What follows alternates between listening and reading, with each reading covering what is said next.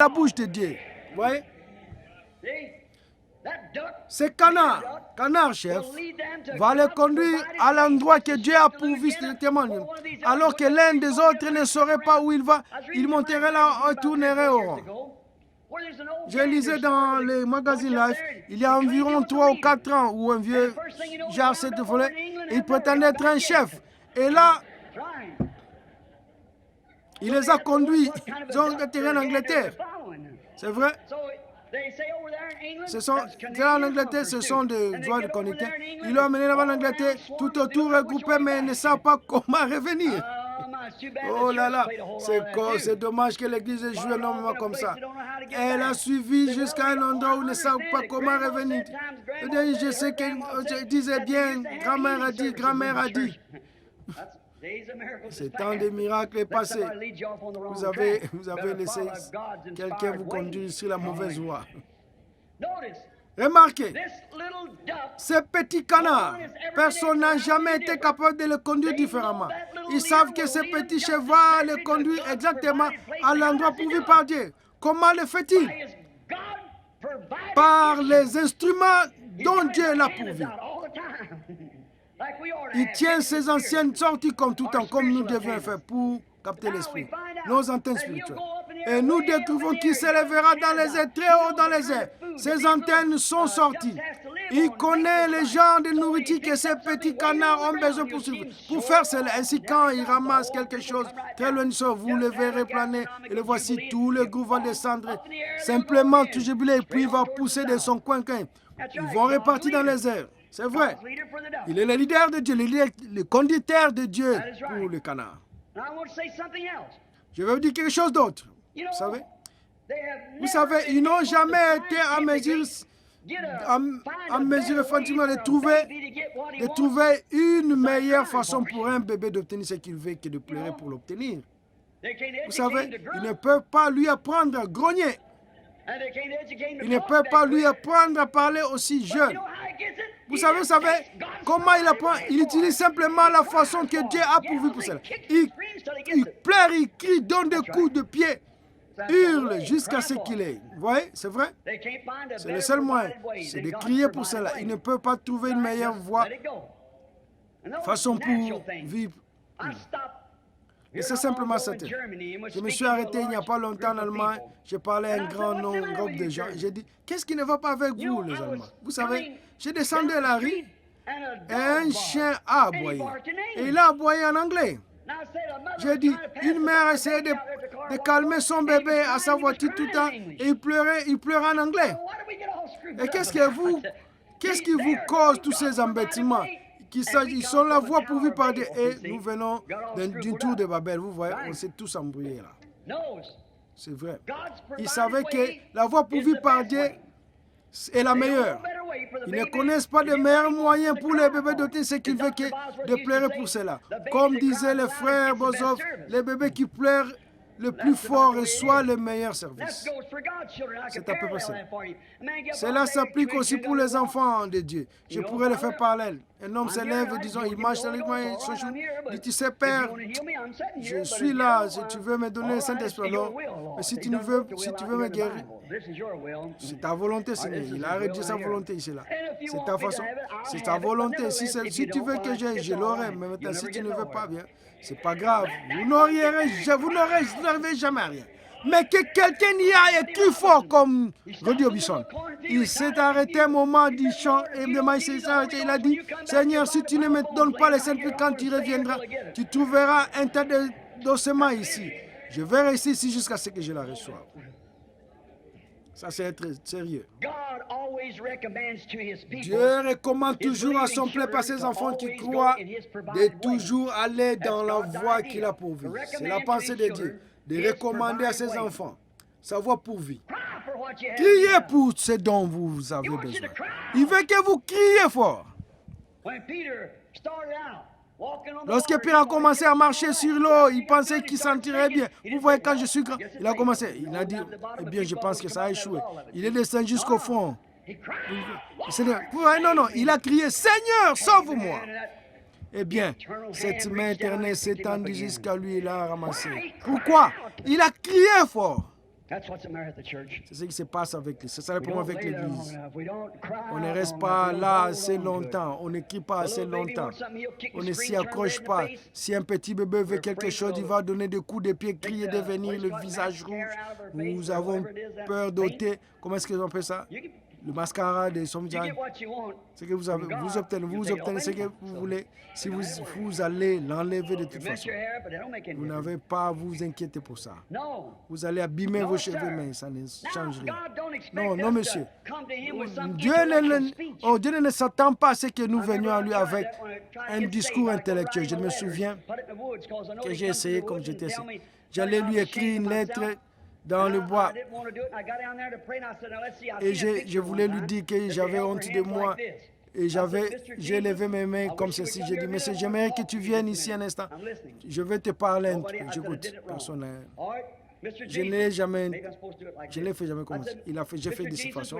Et j'ai dit, monsieur Jésus, voudrais-tu venir me dire, je suis un pécheur. J'ai croisé les bras. J'ai entendu les gens dire, Dieu m'a pas. Monsieur, je veux venir ici, je voudrais parler. Oh, bien sûr que le diable maintenant va se pointer. Il a dit, le diable a commencé à dire, tes genoux te font mal, ça ne sert à rien de que tu demandes, tu vois. Et il m'a dit, tu sais quoi? Tout ce qui vous dit, tirez-en profit. Tu sais quoi? Tu as 19 ans et 20 ans. Tu as déjà 20 ans. Tu as entendu trop longtemps. J'ai dit, oh, j'ai entendu trop longtemps. Seigneur, même si tu ne m'entends pas, je vais te lire de toute façon. J'ai toujours voulu faire ceci. Oh, frère, ça l'a amené sur la scène. Voyez, qu'est-ce que c'est? J'ai crié fort. Tout simplement, j'ai crié, Seigneur Jésus. Tu l'as promis. Seigneur, il est venu sur scène. C'est la façon de l'amener sur scène. Vous n'êtes qu'un bébé. Criez, criez. N'essayez pas de dire bien une chose plus importante aux choses, une grande prière écrite que vous pratiquez, comme dit. As-tu dit une prière? Non, c'est un péché d'enduring. Priez-en une. N'en dites pas une. Priez-en une. Dites une prière pour moi. Je dis, ne faites pas ça pour moi. Vous pouvez prier pour moi, mais ne dites pas une prière. Donc maintenant, priez tout simplement. Criez pour vos besoins.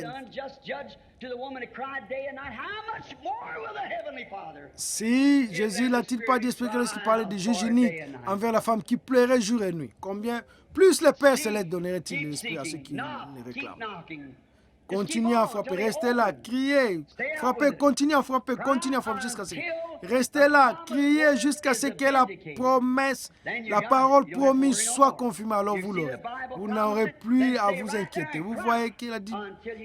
Alors restez là et criez jusqu'à ce que... Si un petit bébé voit un biscuit qu'il le veut, il pleure tout simplement, il pleure, et n'arrête pas, il donne des coups de pied, il dit, et il devient le visage rouge. Sa maman lui donne un biscuit et c'est fini. Vous voyez? Il a eu ce qu'il a voulu, ce qu'il voulait.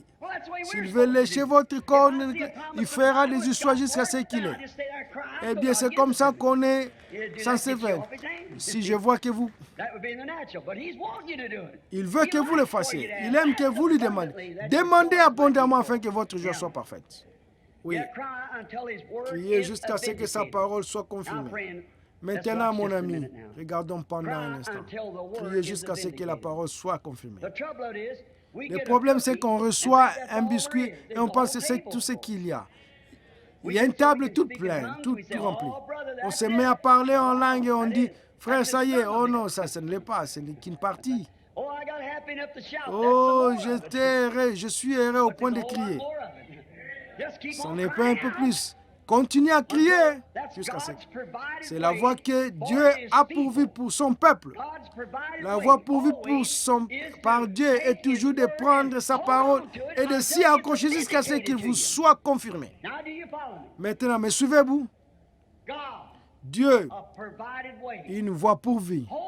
S'en tenir à la promesse jusqu'à ce qu'elle vous soit manifestée. Et souvenez-vous, je suis enregistré que toute promesse de Dieu dans la Bible, il y a des conditions. Là. Ce n'est pas simplement parce que vous croyez qu'elle est là qu'il la fera s'accomplir. Les pharisiens et les sadducéens étaient aussi religieux qu'ils pouvaient l'être avec ces sacrements. Mais Dieu a dit, il me pue au nez. Ouais. Il n'y avait pas de sincérité. Il n'y avait rien à en retirer. Vous devez venir sur la base d'une promesse, puis avec une bonne attitude mentale envers ça. Regardez ces 400 sacrificateurs-là au prophète et Kakab. Ils ont dit, Ramon de Gilead nous appartient. Jésus a divisé cela. Par le Saint-Esprit, ce sont les Syriens qui l'ont. Et le prophète a dit, bon, regardez, c'est fondamentalement vrai. C'est exactement vrai. C'est la promesse fondamentale, la promesse. Cette terre nous appartient. Il lui a donc fabriqué de grosses colonies. Il a dit, maintenant, prends les cornes et pousse les Syriens. Cela appartient à Israël, c'est vrai. Mais qu'a dit le petit Michée? Il a dit, j'ai vu Israël dispersé comme des brebis sans berger. Comme cet hypocrite-là laissait Jézabel le mener par le bout du nez, elle faisait tout. Et la vraie parole de Dieu qui est venue au prophète avait maudit cette chose. Comment Dieu pouvait-il bénir ce que le prophète avait maudit? Seigneur, cette chose est pourrie. Peu importe combien nous sommes une nation religieuse, peu importe où nous sommes, la chose est corrompue, c'est fini. Peu importe la grandeur de notre organisation de l'Église.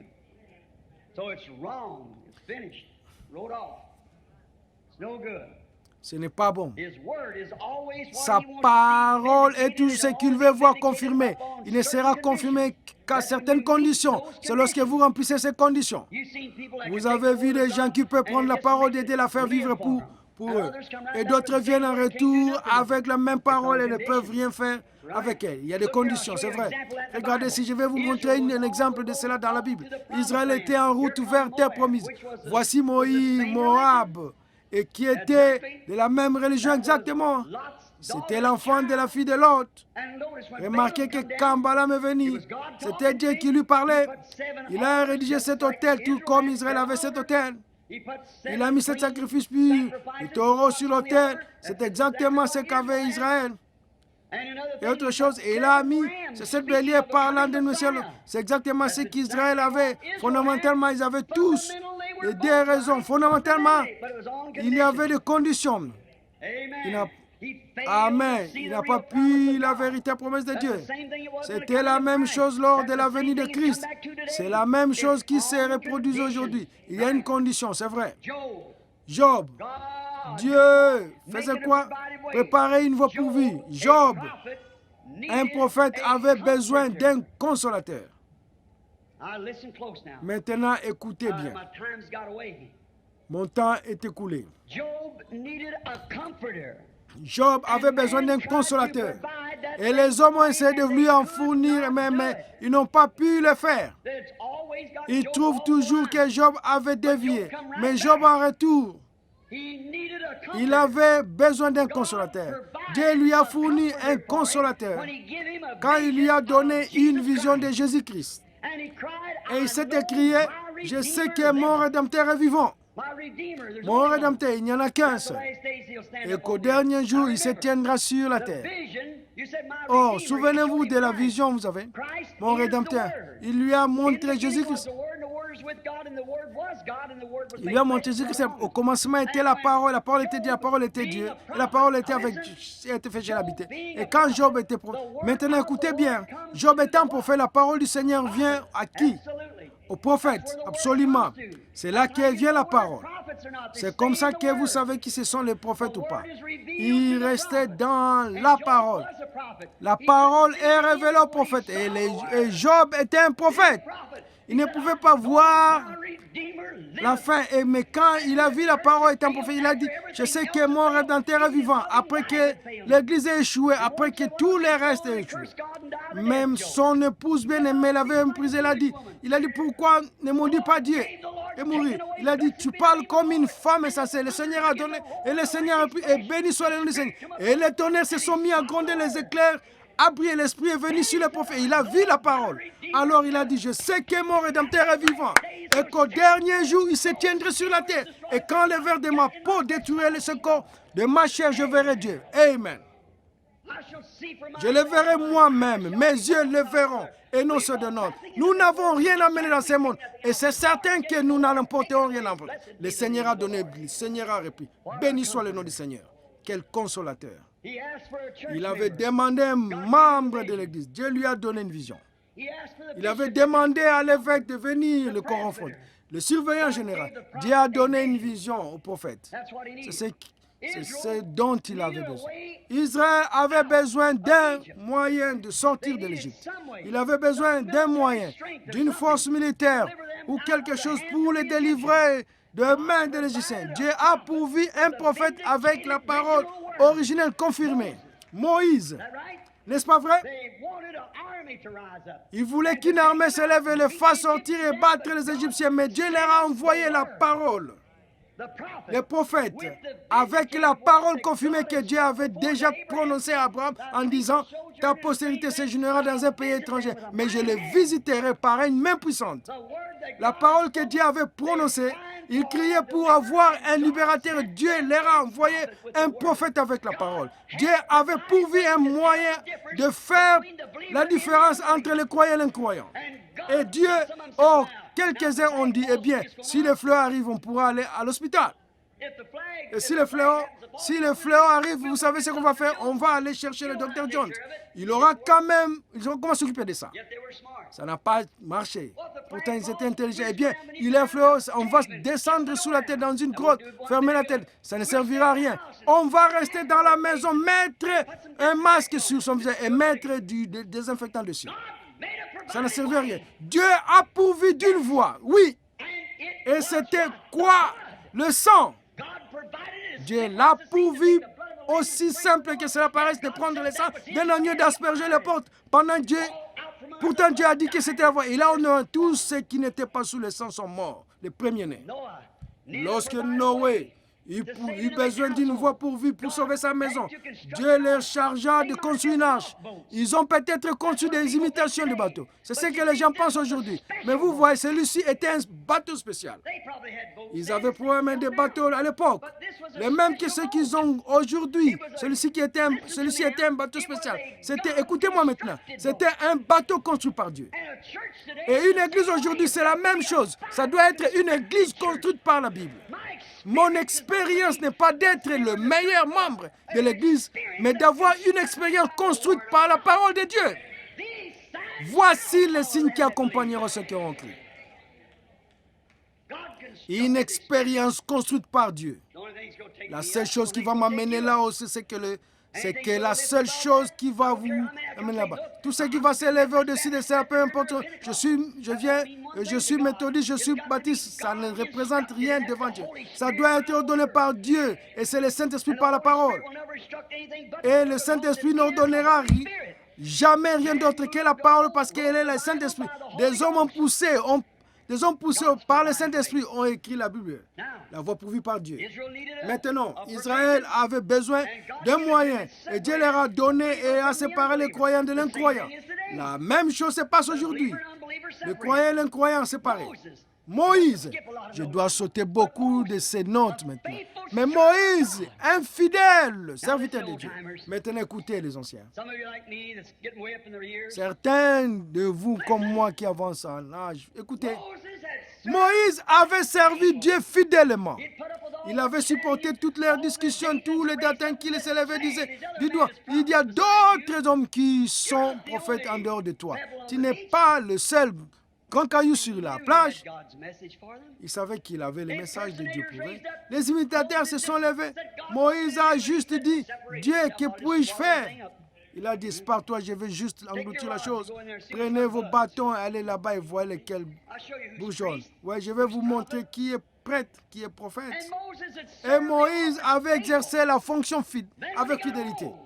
Alors, quand il devient vieux, à 120 ans, il avait marché fidèlement avec Dieu. Toutes ces 40 années dans les airs, durant toutes sortes de persécutions des nations, les gens continuellement. Et puis il est arrivé au moment où de mourir. Il avait besoin d'un endroit pour mourir.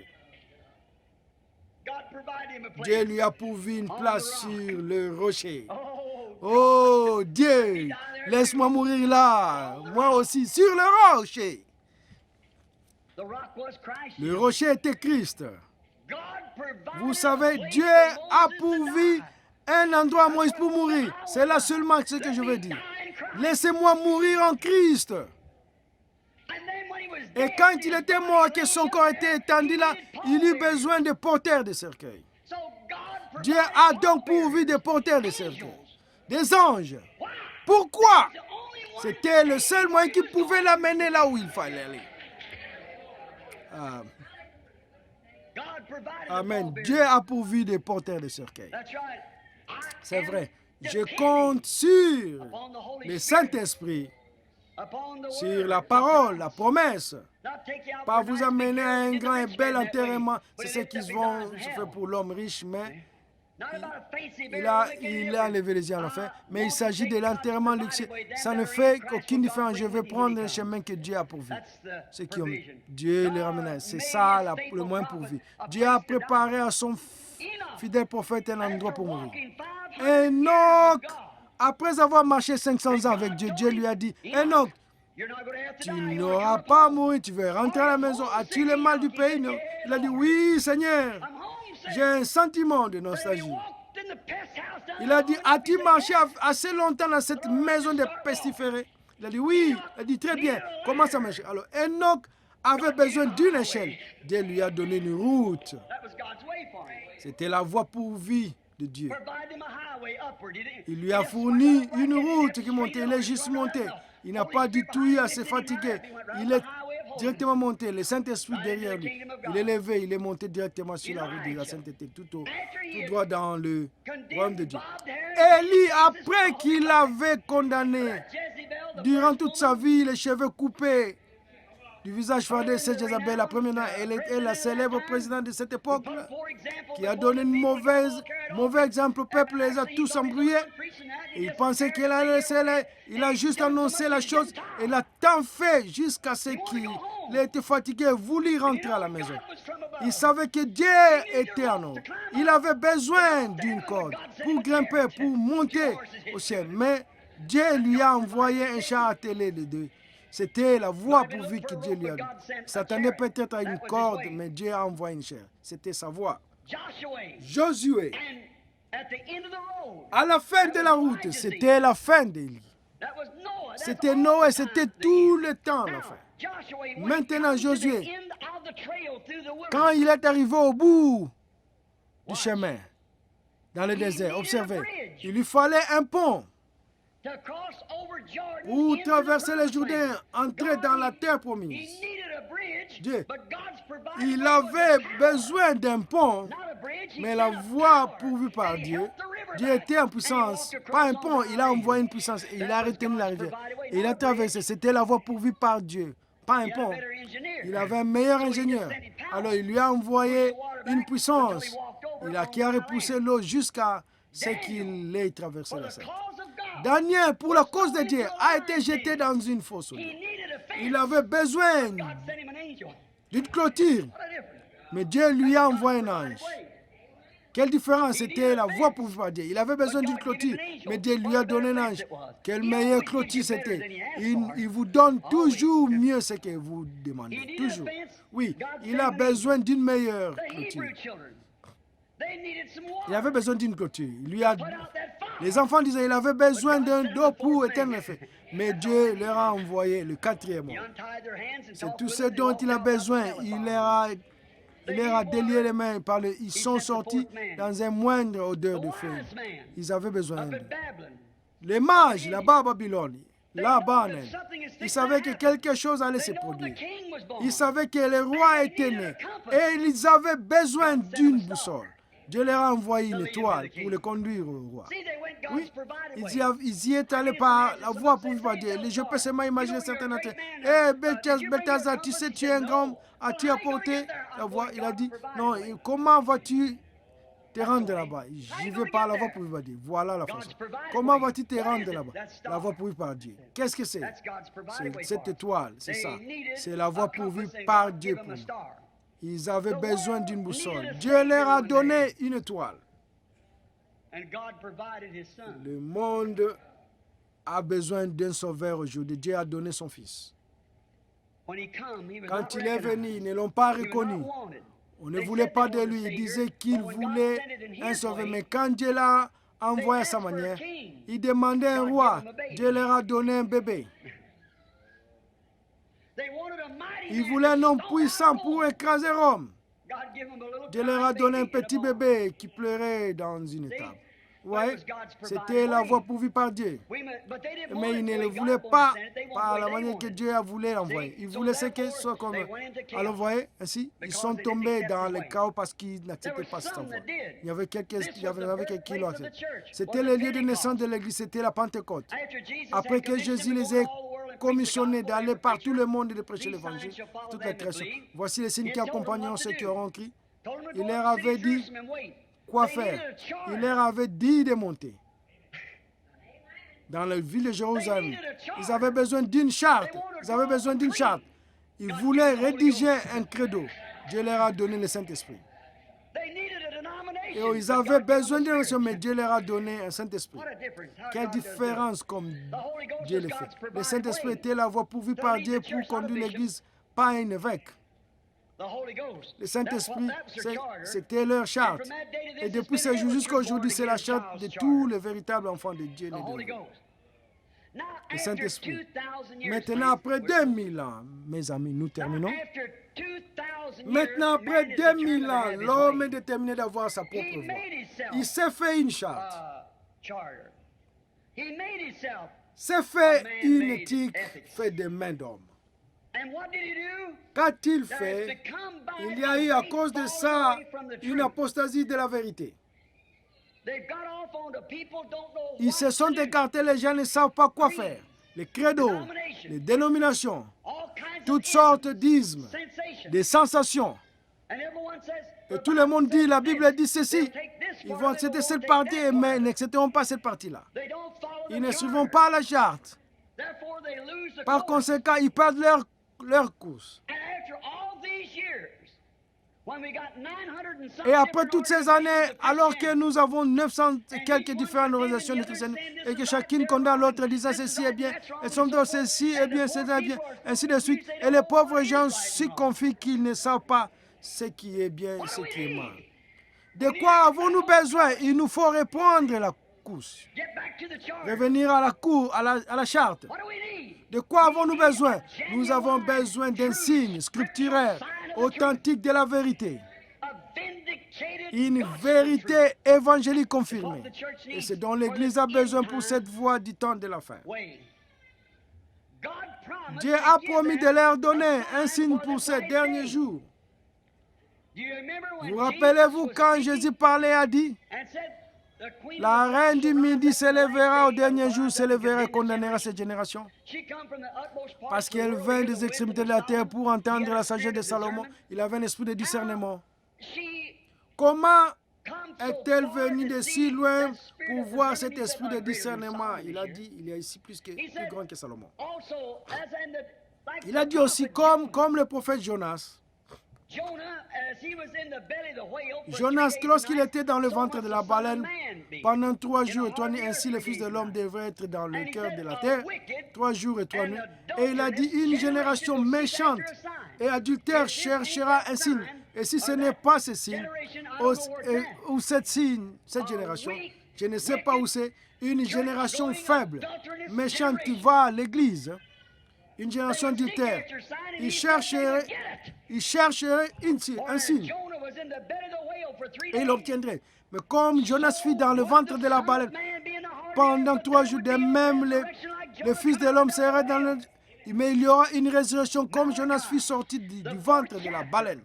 Malachie, chapitre 4, nous a promis que dans le dernier jour, il viendra un message qui ramènerait le cœur des enfants à la foi des pères. La foi originale des pères. Ils l'ont promis. Jésus l'a promis. La foi des croyants du temps de la fin verra l'original signe messianique. Remarquez.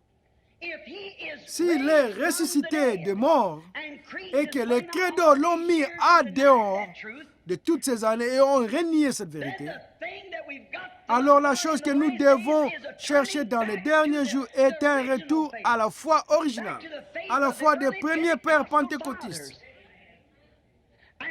Ils ont vu sa résurrection. Et aujourd'hui, nous voyons sa résurrection, les signes de sa résurrection. Jonas, 3 jours et 3 nuits, était dans le ventre de la baleine. Et le 3e jour, il est ressuscité de la baleine. Jésus est ressuscité des morts. Après avoir passé 3 jours dans son ventre, 2000 ans, il était absent de l'église. Mais il a promis par Joël, c'est qu'à laisser le gazam le sauterelle la devant, et je restaurerai, dit le Seigneur. Tout ce que le gazam, le asile, le sauterelle, et ainsi de suite ont dévoré, je les restaurerai dans les derniers jours. Le prophète a dit, il y aura de la lumière au temps du soir. Le même soleil brille à l'est brille à l'ouest.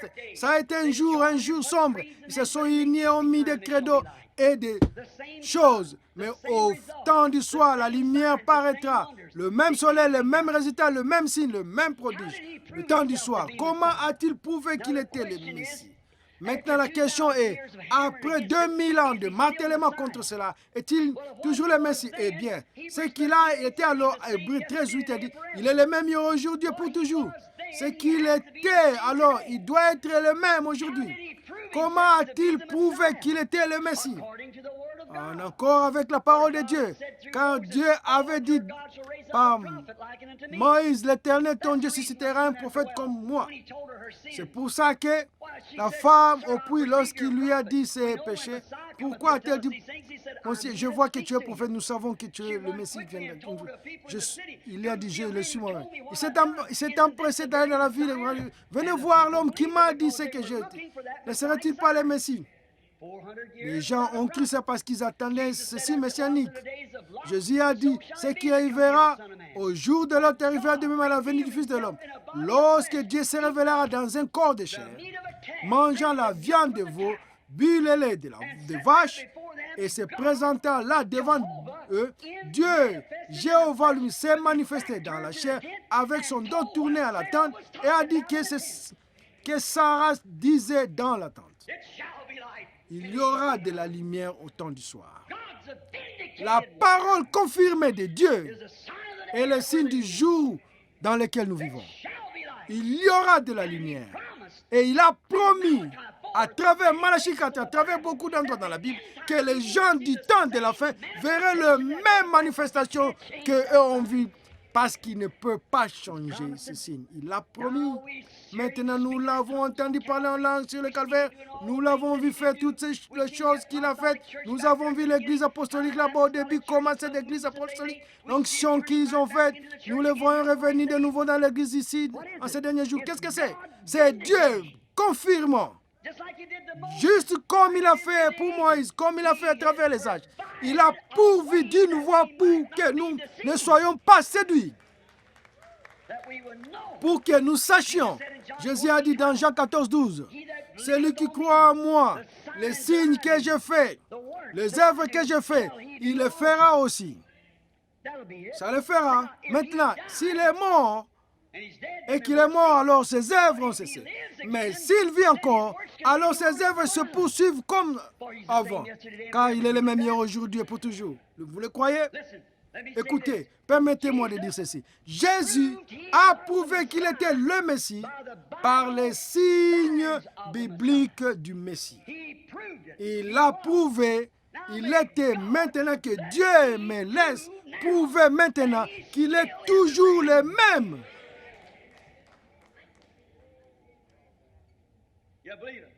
Vous le croyez? Il l'a prouvé. Il l'était. Il a prouvé qu'il l'était. Puis-je, par la grâce de Dieu, prouver qu'il l'est? Il a prouvé qu'il était. Maintenant, prouvons maintenant qu'il est. C'est exactement ce qu'il a promis. C'est ce qu'il a dit. C'est comme ça qu'il a dit.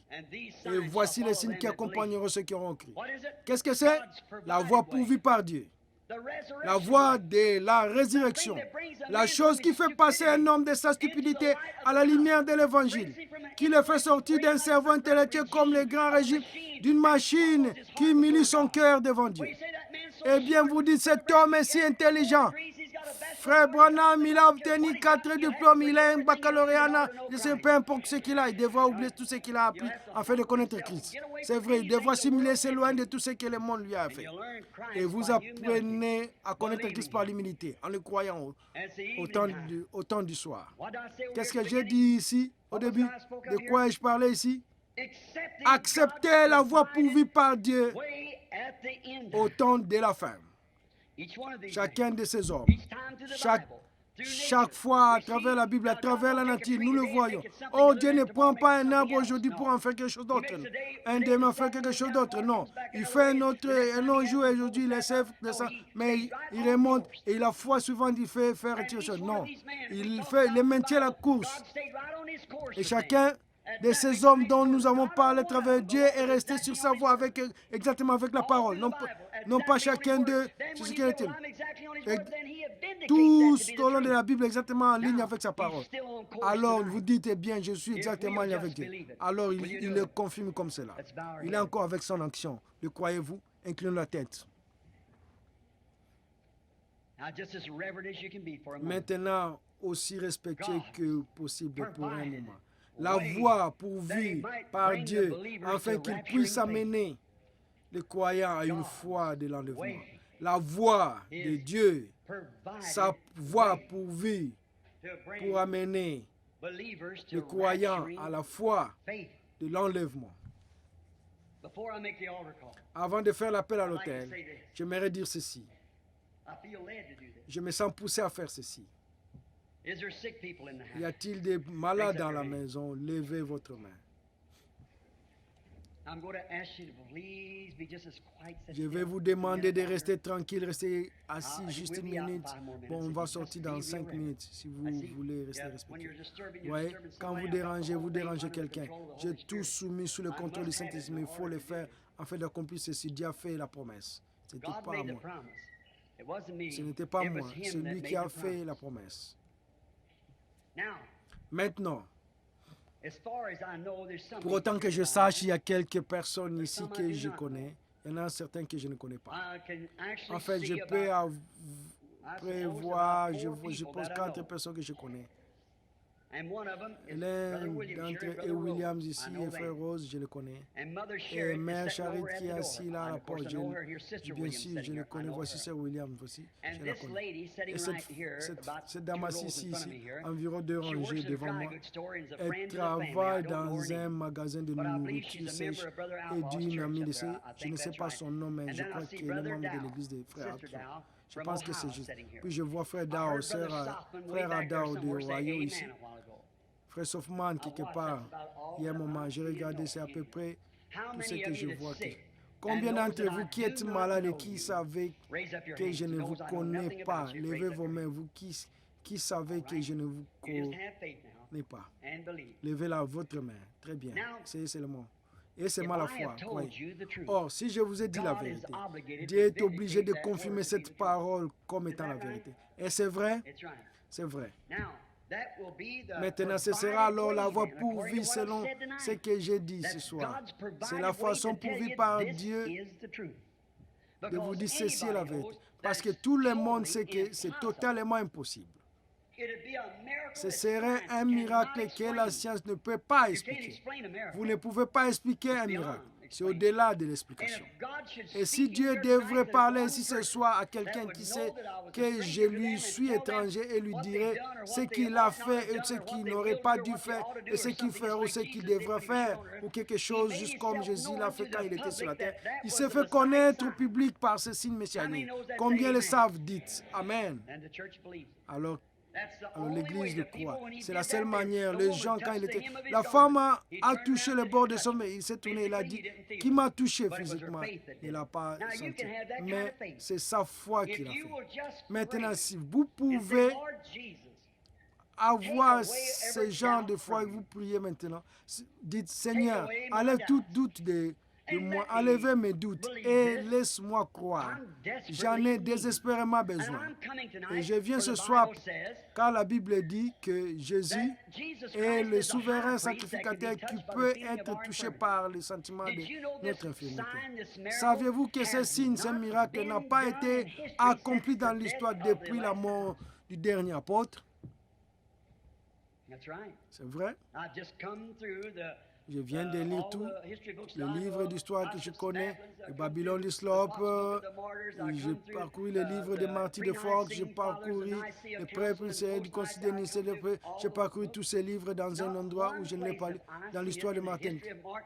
Dans l'histoire de Martin Luther, la première réveil, le réveil des pays de Galles, ils pleuraient, criaient, louaient Dieu, finalement ils se sont mis à parler en langue, et là c'était censé être le dernier signe. Et c'est la dernière chose que Sodome a vue dans l'être avant d'être pris. Souvenez, il n'a pas révélé à Sodome, il a révélé à Abraham. Le lit, le choisi, le don ne va pas être aux églises mondaines. Il va à l'église, ce sont ceux qui en bénéficient, ce sont eux qui vont les recevoir. Si cela se faisait là-bas, ils diraient la même chose qu'ils ont dit quand il a accompli. C'est Belzébub, un diseur de bonne aventure. Tout le monde sait qu'un diseur de bonne aventure, c'est une chose insensée même à prononcer. Ils ne connaissent pas le principe de la répartie ou de la définition. C'est une œuvre du diable, essayant de copier l'œuvre de Dieu. Dieu présente un prophète. Le diable est un médium. Les deux sont assez proches l'un de l'autre. Jésus a dit que cela se durait presque les heures si c'était possible. C'est vrai. On a beaucoup d'imitations. De même que jamais ces gens s'opposaient à Moïse, de même ces hommes étant corrompus d'enterrement pouvaient en ce qui concerne la vérité. Mais leur folie sera manifeste. Maintenant, au nom de Jésus-Christ, le Fils de Dieu, je prends cet auditoire sous mon contrôle pour le Saint-Esprit. Par le Saint-Esprit, au nom de Jésus-Christ. Je vous demande, en tant que croyant, de ne pas bouger, restez assis tranquille. Et vous croyez que Jésus est le même hier, aujourd'hui et pour toujours, et que je suis ici pour faire connaître ses œuvres et ses voies. J'ai été très réticent pour ces choses, les 15-16 que j'ai été dans les champs de missionnaires. Mais il y a une heure qui vient où quelque chose va se produire. Le message ira vers une autre nation, un autre peuple. Mais quand nous sommes dans la présence du Saint-Esprit, de son Saint-Esprit, l'Esprit en Amérique, je crois, est presque appelé à sortir. Elle est complète. Elle est lavée. Elle est prête. La véritable Église. L'hypocrisie continue encore, mais la véritable Église est une vraie Église au départ. Celle qui est née de nouveau, prédestinée à l'appel. Si vous croyez de tout votre cœur que je vous demande de prier, dire, Seigneur Jésus, laisse-moi toucher ton vêtement.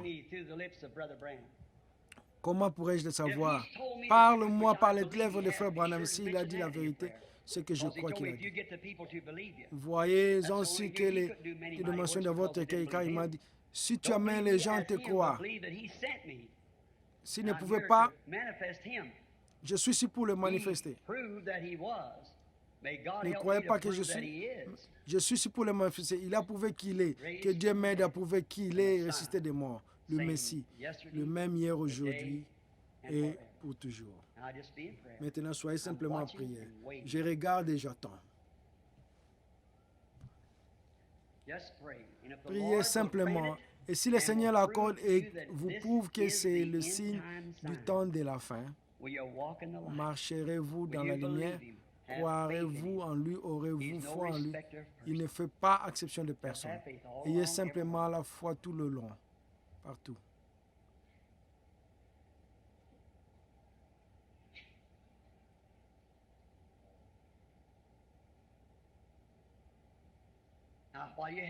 Maintenant que vous avez la tête inclinée, je remercie le Seigneur. Voici cette lumière que vous voyez sur la photo. Il est ici, dans cette salle même. Et je la vois à côté d'une femme qui est assise à ma droite. Elle prie pour un fils qui a des ennuis.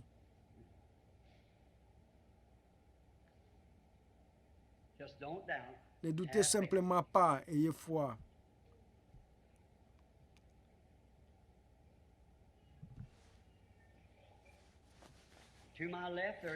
À ma gauche, il y a une femme et elle a peur. Elle a peur d'avoir un cancer. Elle est très secouée à ce sujet. J'espère qu'elle ne le manquera pas. La femme a essayé depuis longtemps de se frayer une voie. Elle a peur. Elle n'est pas d'ici.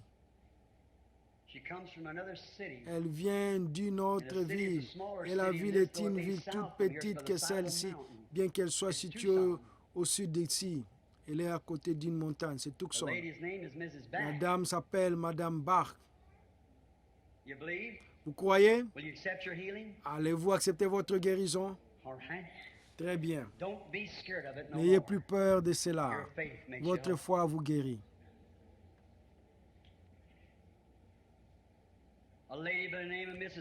Une dame du nom de Madame Ashley, ne l'oublie pas. Dieu peut prouver que ce fils est innocent. Si vous croyez de tout votre cœur, ne doutez pas. Ayez la foi, croyez.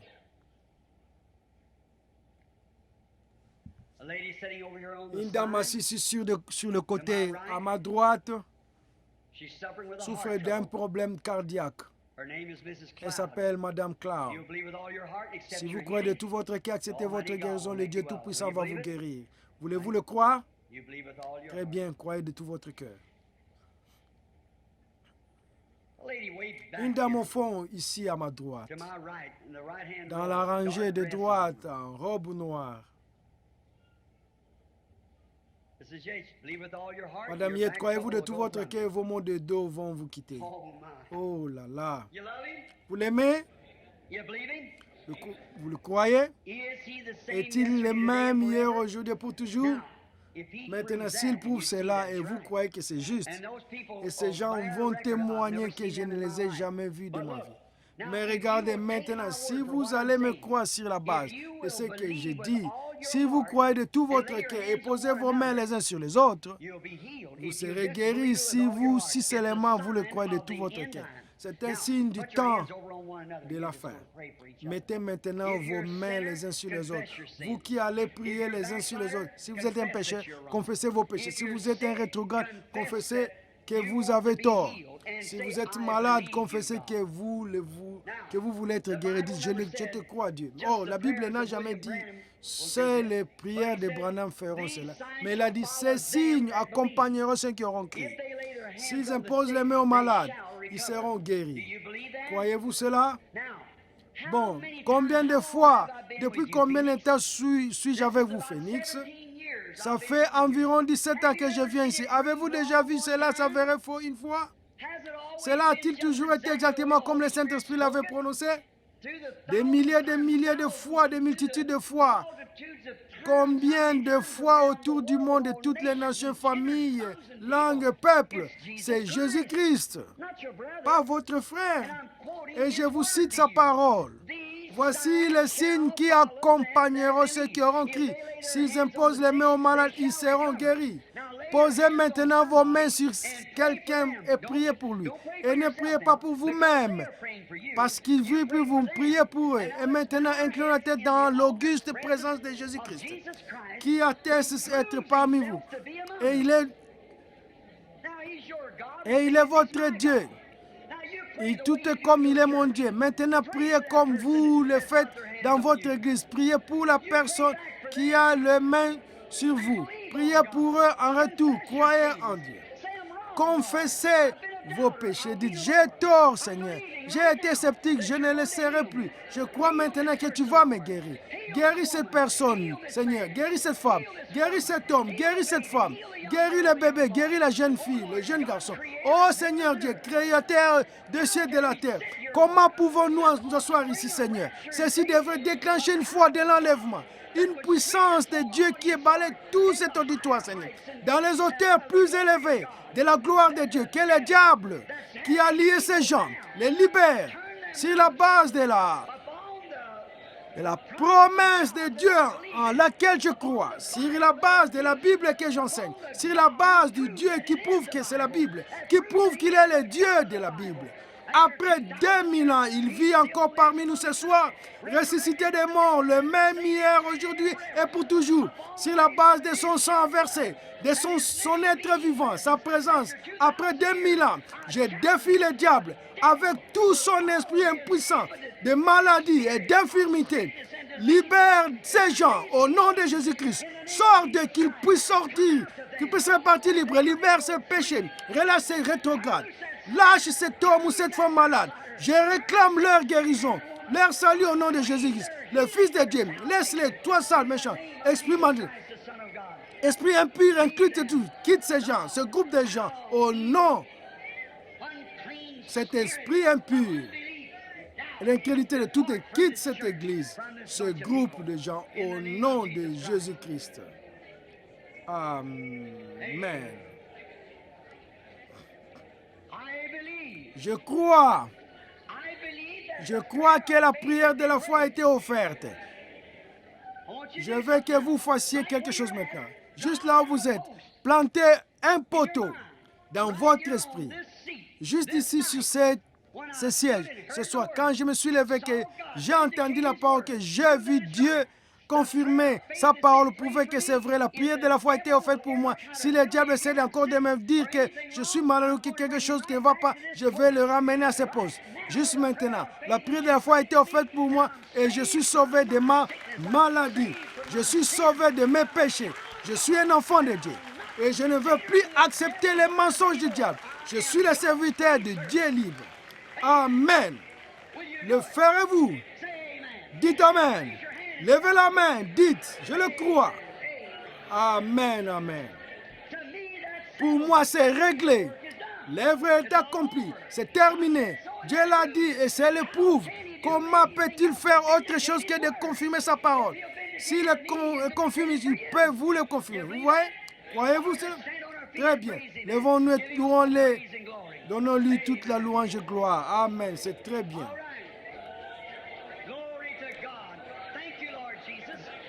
Gloire à Dieu. Merci Seigneur. Nous t'aimons, nous te louons. Nous acceptons ces choses. Nous croyons que tu le fais pour nous maintenant. Tu es notre Seigneur. Tu es notre guérisseur. Et nous t'aimons pour cela. Béni soit le nom du Seigneur pour toujours. Accueille ces gens, Seigneur. Et qu'ils soient dorénavant tes serviteurs par le nom de Jésus. Que Dieu vous bénisse.